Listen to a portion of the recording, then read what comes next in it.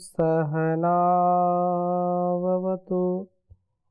सहनौ भुनक्तु सह वीर्यं करवावहै तेजस्विनावधीतमस्तु मा विद्विषावहै। ओम शांति शांति शांति।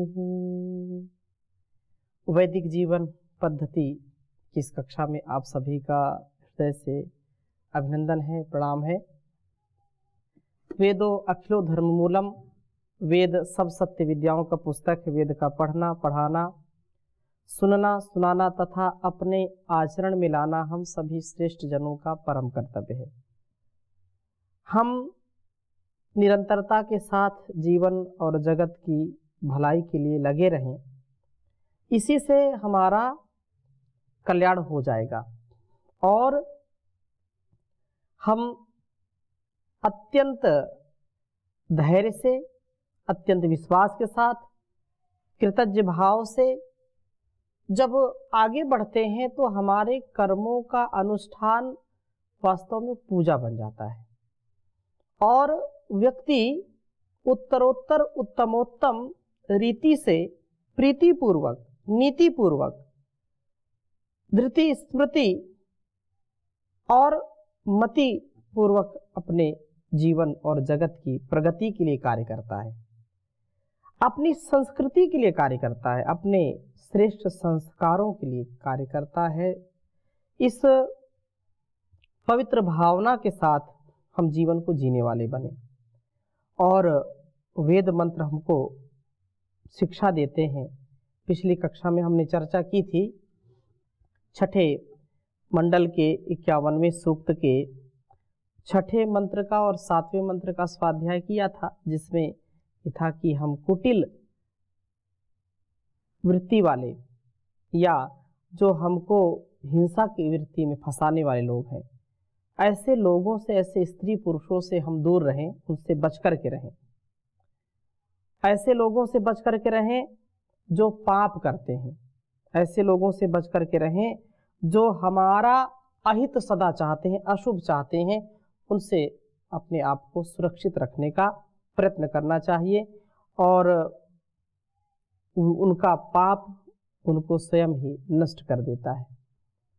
आइए आगे बढ़ते हैं। आज हम छठे मंडल के 51वें सूक्त के 8वें मंत्र का स्वाध्याय करेंगे और बहुत सुंदर वेद मंत्र है। नमन की महिमा, हम यदि प्रणाम करते हैं, नमन करते हैं, किसी के सामने यदि हम झुकते हैं तो यह कितना हमारे लिए कल्याणकारी है, इसके विषय में बहुत ही सुंदर बात कही है। प्रथम वेद मंत्र लिखता हूँ, फिर चर्चा करूँगा।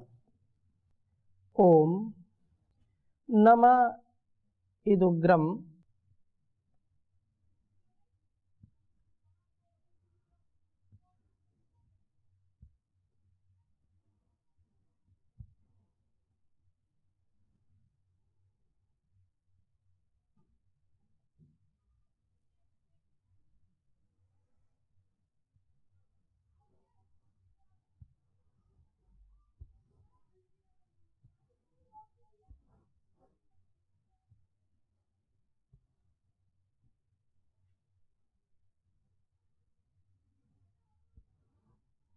नमः इदुग्रम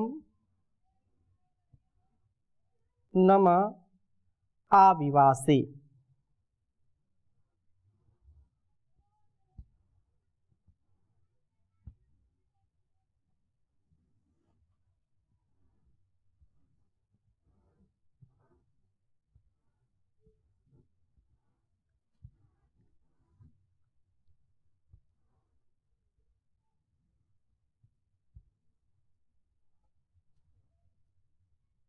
इदग्रम नमा आविवासे नमोदाधार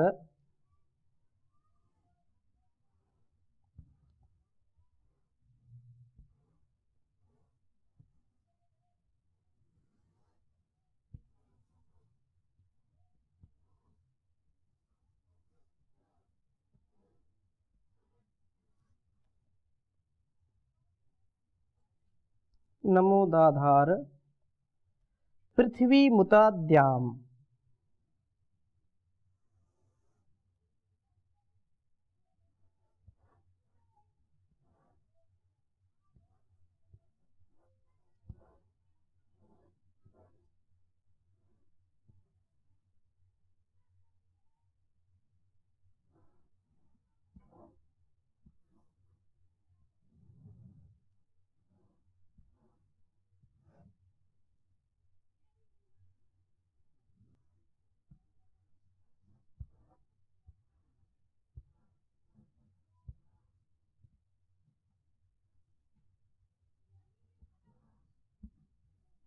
नमो देवेभ्यो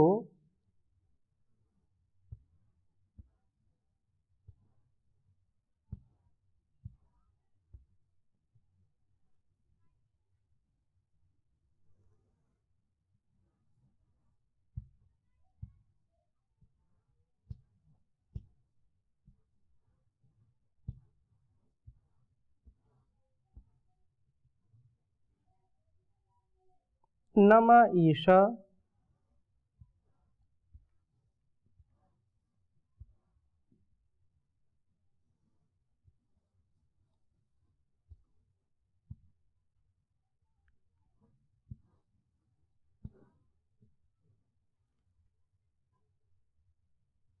एषाम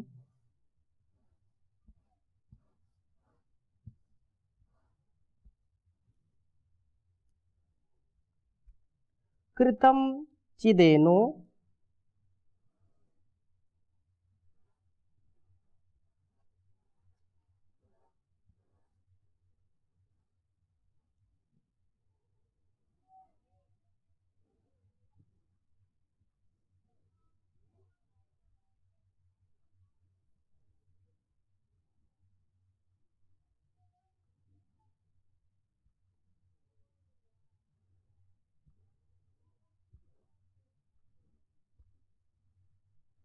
कृतं चिदेनो नमसा विवासे।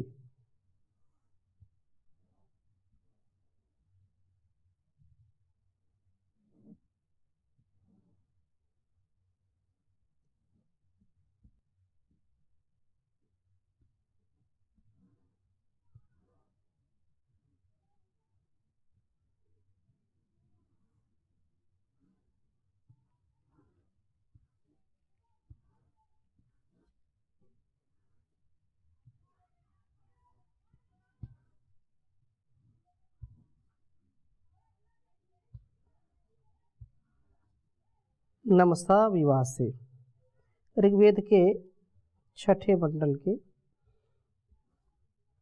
51वें सूक्त का यह 8वां मंत्र है। ओम नमः इदुग्रम नम आविवासे नमो दाधार पृथ्वी मुतद्याम नमो देवेभ्यो नम ईशायेषां कृतं चिदेनो नमसा विवासे। ओम नमः इदुग्रम नम आविवासे नमो दाधार पृथ्वी मुतद्याम नमो देवेभ्यो नम ईशायेषां कृतं चिदेनो नमसा विवासे। बहुत सुंदर भाव वेद मंत्र का है। नम इत, नमन ही उग्रम अत्यंत तेजस्वी है। प्रभु के प्रति नमन उपासक को तेजस्विता से युक्त करता है। नमन करने से हमारे अंदर तेजस्विता आती है। प्रणाम करने से हमारे अंदर तेजस्विता आती है। और कहा कि नमः आविवासे, मैं इस नमन का ही पूजन करता हूँ, इस नमन को अत्यंत महत्वपूर्ण समझता हूँ। मैं नमः, नमन ही पृथ्वी को उत और द्याम जो द्युलोक को धारण करने वाला है। प्रभु पूजन ही संसार का धारक है। इससे ही हमारे शरीर व मस्तिष्क पृथ्वीलोक देवलोक ठीक बनते हैं। नम जो नमन है उस नमन को अर्थात अपनी श्रद्धा को, अपनी भक्ति को, अपने समर्पण को जब हम अपने से बड़े के प्रति समर्पित करते हैं तो उससे उसका जो आशीर्वाद मिलता है, उस परमात्मा के प्रति हम नतमस्तक हों, उस परमात्मा के प्रति हमारा नमन हो, क्योंकि इस पूरे चमन को, इस पूरे वतन को उस परमात्मा ने बड़े यत्न से, बड़े जतन से संजोया है। हम अपने माता पिता को नमन करें, प्रणाम करें, अपने अतिथियों का, अपने से बड़ों का सदा सम्मान करें। जब ऐसा हम करेंगे तो स्वयं हमारे अंदर एक ऐसी शक्ति, ऐसा एक सामर्थ्य, ऐसा आत्मविश्वास, ऐसी श्रद्धा भक्ति का प्रादुर्भाव होता है, वो प्रादुर्भूत होती है कि व्यक्ति एक सकारात्मकता से सदा उन्नत होता चला जाता है।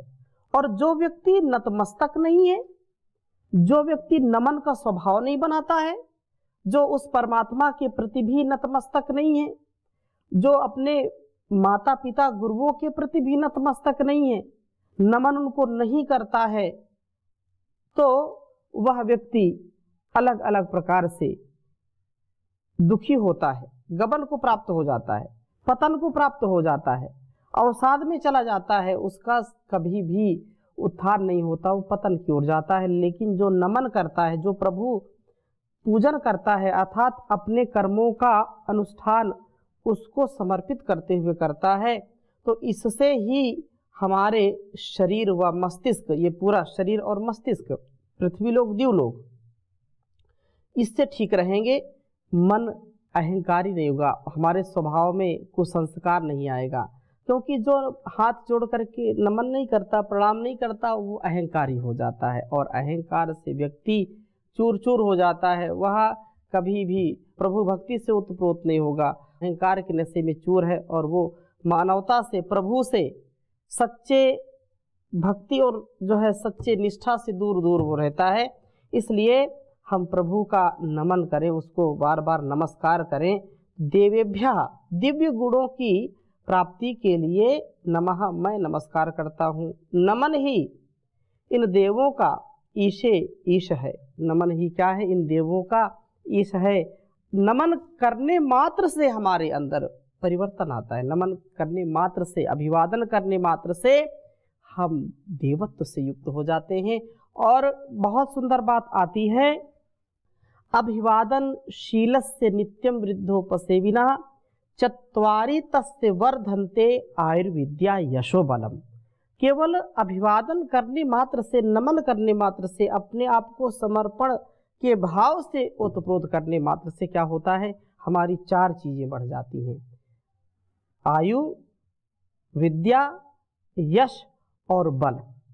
आयु भी बढ़ती, सब लोग आशीर्वाद देते हैं, उस प्रभु के प्रति कृतज्ञ हों, हम माता पिता के प्रति कृतज्ञ हों, बड़ों के प्रति कृतज्ञ हों, तो वो हमको आशीर्वाद देते हैं, शुभकामनाएं देते हैं। उससे हमारी आयु बढ़ेगी, उससे विद्या भी बढ़ेगी। हम जो कुछ भी जानना चाहते हैं, समझना चाहते हैं, हमको सहजता से सुलभ हो जाता है।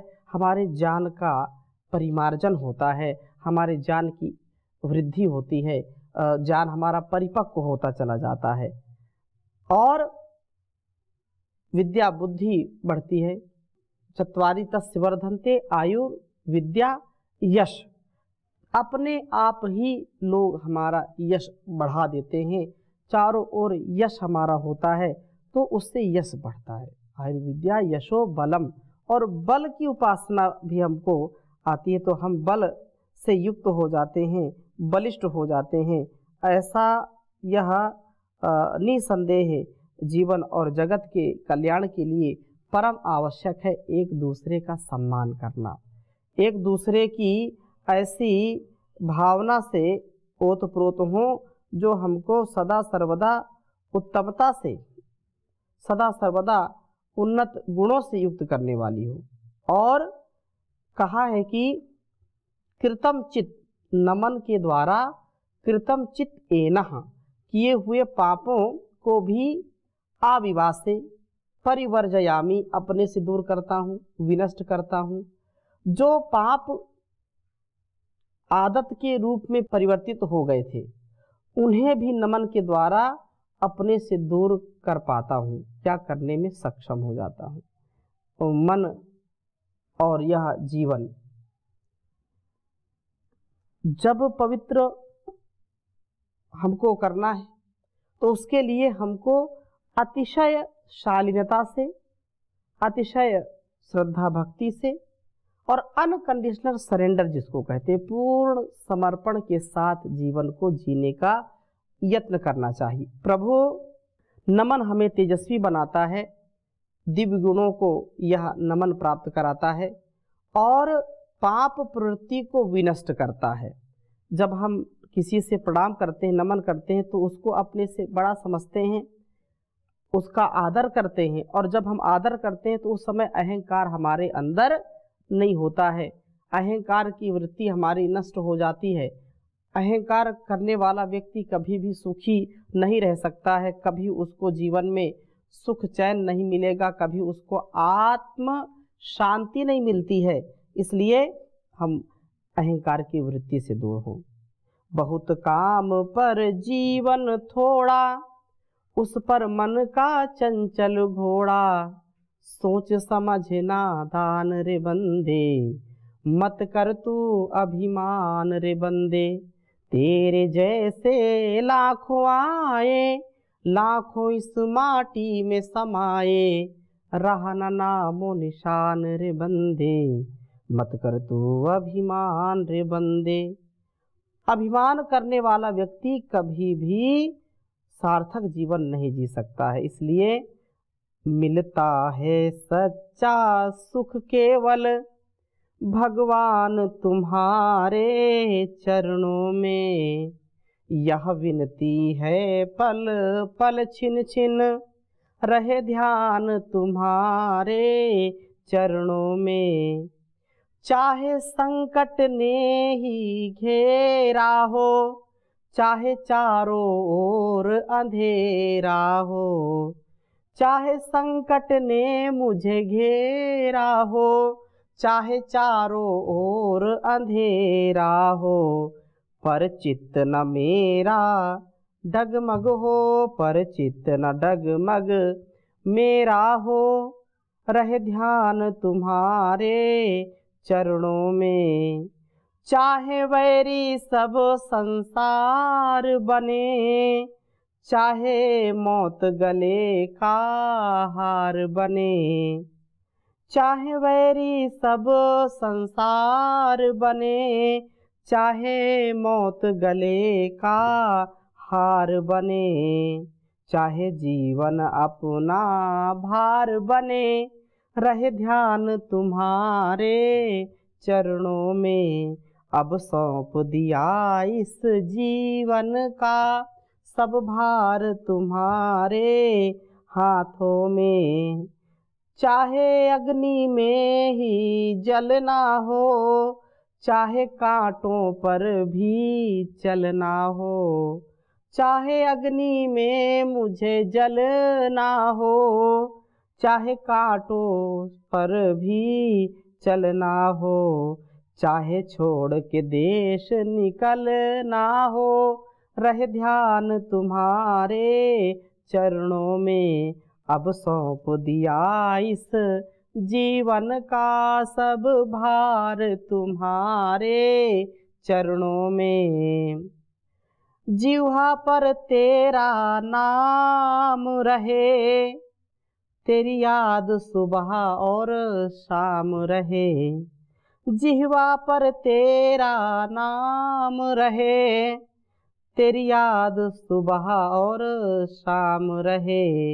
यह काम बसाठो याम रहे, यह काम बसाठो याम रहे, रहे ध्यान तुम्हारे चरणों में। मिलता है सच्चा सुख केवल भगवान तुम्हारे चरणों में। तो परमात्मा की शरणागति हम रहे शरणागति। हम जब शरणागति में रहते हैं, प्रभु का प्रियाचरण करते हैं या गुरु का प्रियाचरण करते हैं, माता पिता की शरणागति में रहती हैं, तो हम कभी भी जीवन में दुख दर्द को नहीं प्राप्त करते, कभी हमारा पतन नहीं होता है, सदा उत्थान ही होता रहता है। इसलिए यह बात हमको सदा समझ लेनी चाहिए और जीवन हमारा यज्ञशील हो। इसलिए आगे 9वें मंत्र में भी बहुत सुंदर बात कही है। ओम ऋतस्य वो रथ्यः पूत दक्षानृतस्य पस्त्य सदो अदब्धान तानमोभिरुचक्षसो नृन् विश्वान्व आनमे महो यजत्राः। कहा कि हे देवो, यज्ञ के रथ्यः प्रणेता, आपको नमो भी नमस्कारों के द्वारा आनमे प्रणाम करता हूँ, नमस्कारों के द्वारा आपका पूजन करता हूँ, उन आपका पूजन करता हूँ। मैं सतत यज्ञशील बनूं, सतत मेरे जीवन में भी यजन हो, यजन का स्वभाव हो और नित्य प्रति मैं आगे बढ़ता जाऊं। ऋतस्य पस्त्य सदा, ज्ञान के ग्रहों में निवास करने वाले आपको मैं आनमे नमस्कृत करता हूँ। जो उरुचक्षसः, विशाल दृष्टिकोण वाले हैं, नृन हमें उन्नति पथ पर ले जाने वाले हैं। हे महान यजत्राः, पूजनीय प्रभो, पूजनीय देवों,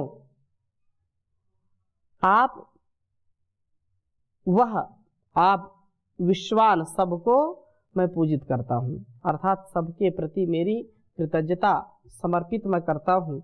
इन देवों का आदर करते हुए हम भी अपने जीवनों को इस प्रकार का बनाते हैं कि हमारे जीवन में अतिशय कृति, भक्ति और स्मृति आदि का आधान हो, जिससे मैं अपने जीवन को वेदोक्त जी पाऊँ। वेदों में जैसा कहा है, शास्त्रों में जैसा कहा है, उपनिषदों में जैसा उपदेश किया है, और कुछ भी हम ना पढ़े हो ना जाने हो तो कम से कम आत्म अनुकूल आचरण करें, आत्म हवि लेकर के आत्म अनुकूल आचरण करते हुए जीवन को जीना चाहिए।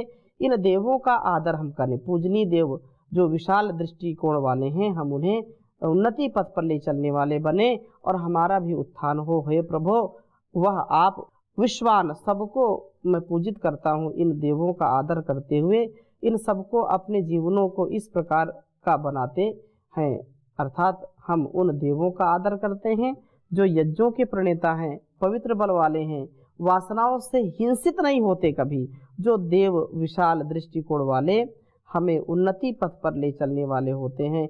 महनीय है, पूजनीय है, वंदनीय है, सराहनीय है, श्लाघनीय है, ऐसे हम स्वयं के जीवन को जिए। तो इन्हीं शुभकामनाओं के साथ आज की कक्षा को यहीं पर विराम देते हैं। शेष चर्चा अगली कक्षा में करेंगे। ओम शांति शांति शांति।